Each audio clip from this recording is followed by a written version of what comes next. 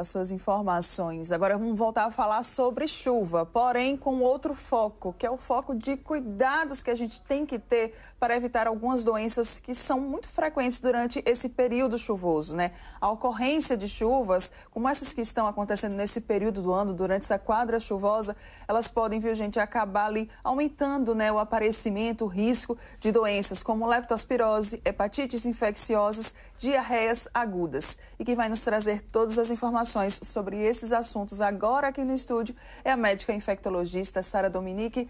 Que saudade que eu tava, seja muito bem-vinda. Eu também, Mara. Eu pensei que a minha primeira entrevista em Alagoas foi com você, tivesse a honra. Bom dia, Mara, bom dia a todos.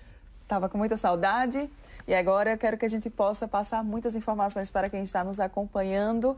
Vamos lá, começar falando sobre esse período chuvoso. Quais que são as doenças, Sara, mais comuns durante essa época?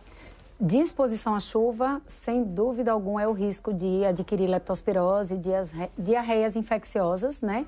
Virais e também bacterianas. E aí eu destaco a febre tifoide, que é muito subnotificada, porque a assistência à saúde muitas vezes esquece esse diagnóstico. Então a gente sabe que a bactéria que causa a febre tifoide, ela está presente. Muitas vezes o quadro diarreico é investigado para outras bactérias e outros vírus. Rotavírus também pode acontecer, hepatite A, e aí entra muito a faixa etária que não recebeu vacinação, então o adulto jovem, que não foi contemplado porque quando era criança não fazia parte do calendário vacinal, ou não se vacinou na rede privada, e também as doenças respiratórias. Mas a exposição à água de chuva, principalmente se tiver soterramento, enfim, presença de entulhos, então são basicamente essas as doenças. E dentro dos quadros diarreicos existem várias causas bacterianas. Sara, quais que são os sintomas, né, que a gente pode destacar como alertas aí para quem está nos assistindo? Para todas essas, né, leptospirose, hepatite, as doenças diarreicas, começa normalmente com um quadro febril, agudo, dores de cabeça, mal-estar, aquela inapetência, aquela morrinha no corpo. E aí, sendo uma doença diarreica, vai abrir mesmo um quadro de diarreia, pode dar distensão abdominal, náuseas, vômitos, a pele pode ficar manchada. Lembrar também que esse período de chuva eclodem, né, os mosquitos da dengue, né, que aí pode transmitir dengue, zika, chikungunya. A gente não esperava, mas depois da pandemia da Covid-19, zika e chikungunya voltaram a acontecer. Então, a gente ficou aí de 2016, 2017 sem a ocorrência dessas duas arboviroses ou casos muito, muito pequenos, e agora, junto com a dengue, a gente volta a ter expressão também da manifestação do Aedes aegypti. Então, no início, são essas manifestações inespecíficas de uma síndrome infecciosa, normalmente diagnosticadas como viroses. Isso. E Sara, já que, né, que geralmente quando são esses sintomas assim, a gente tende a não dar muita atenção a eles, ou a gente tende a não perceber muitas vezes o agravamento. É preciso buscar uma unidade de saúde, buscar ajuda? Sim, Mara, principalmente quando há uma persistência dos sintomas, então uma febre que ultrapassa ali 3, 4 dias, ou você fica períodos já sem febre e volta a apresentar febre, isso é um dado assim que não é favorável na evolução, seja uma doença bacteriana ou viral. Dores abdominais que não param, mesmo com o uso de analgésicos em casa, vômitos que a gente chama vômitos incoercíveis, né? Você toma medicação e continua vomitando, principalmente em faixa etária pediátrica ou idoso, que tendem a desidratar mais rápido com esses vômitos que não cessam.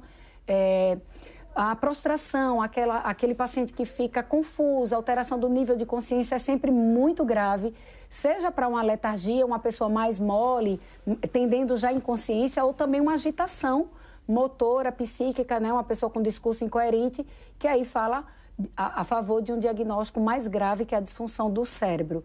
A pressão baixa também, né? Que já pode motivar esse quadro de sepse, que é o somatório do acometimento mais grave da doença que está matando, digamos assim, pouco a pouco os órgãos que são o que mantém nosso corpo vivo, né? Então, coração, cérebro, pulmão, rim, o vaso sanguíneo na pressão.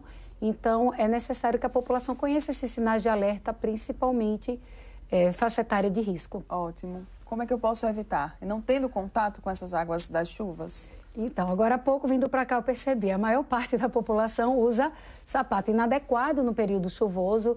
E independente do bairro, em Maceió, você pode ter exposição no trabalho, saindo de casa, saindo do carro.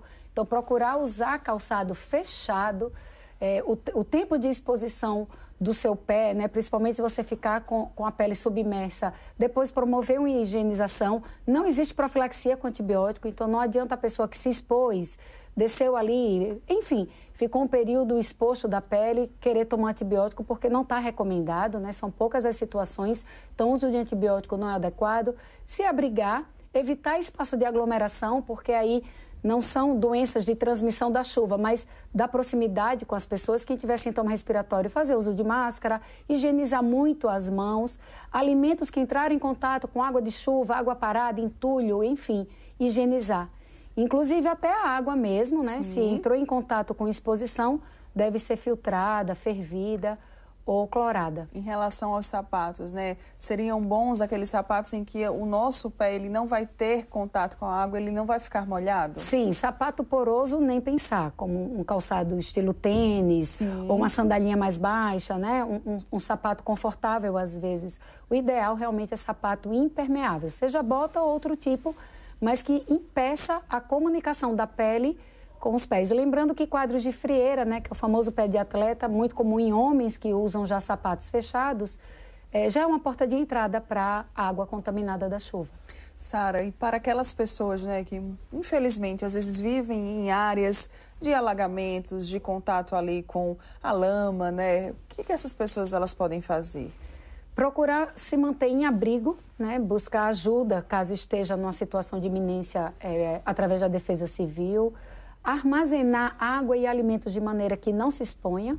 Se houver exposição, procurar realmente o consumo de alimentos limpos, não expostos, a água trocar, infelizmente se houver condição de desprezar uma água que foi contaminada e fazer uso de alimentos e até mesmo o medicamento, se for exposto, você não deve consumir. Então, é tentar se abrigar e evitar o contato de tudo que você ingere, tudo que você consome desse ambiente contaminado pela chuva. Percebendo, né, esses sintomas que você citou para a gente no início aqui da entrevista, é a persistência deles. E aí eu fui diagnosticado. É importante seguir o tratamento corretamente? Sim, evitar a automedicação.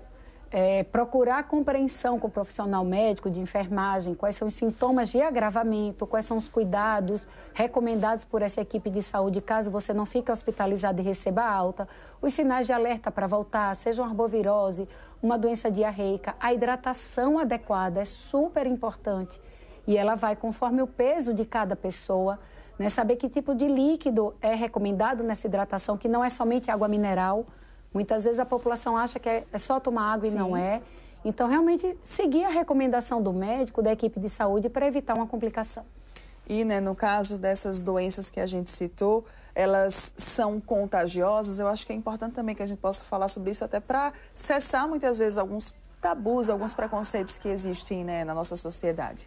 Dependendo da doença, sim, Mara. A febre tifoide, a hepatite A, outras doenças diarreicas, em ambiente que não há saneamento básico, se for uma moradia, uma região, um bairro que esteja ali aglomerando os dejetos humanos, dependendo da condição, é muita vulnerabilidade. Sim, pode haver transmissão homem-homem, não necessariamente com a água. Você, adoentado, você consegue disseminar no ambiente. Sim. Mas ambientes que exista o saneamento e a higiene da casa, aí só a transmissão mesmo via a água contaminada da chuva quando você se expor.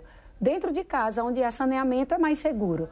E das arboviroses, não há transmissão homem-homem. Ok, Sara, para a gente encerrar, qual que é a grande mensagem que fica para quem está de risco? Se alerta para você. Período de chuvas, quadra chuvosa, vem muita água por aí, viu? Então é muito importante que a gente sempre possa se proteger para, né, claro, evitar essas doenças, porque elas são, muitas vezes até elas podem chegar a um quadro mais grave. De óbito. Né, de óbito. Pode acabar também, assim, deixando muitas vezes a gente muito fraco. Então, para que a gente não precise passar por isso, se a gente puder evitar, é sempre o melhor caminho, né? Já dizia as nossas mães, prevenir é o melhor remédio. Com certeza.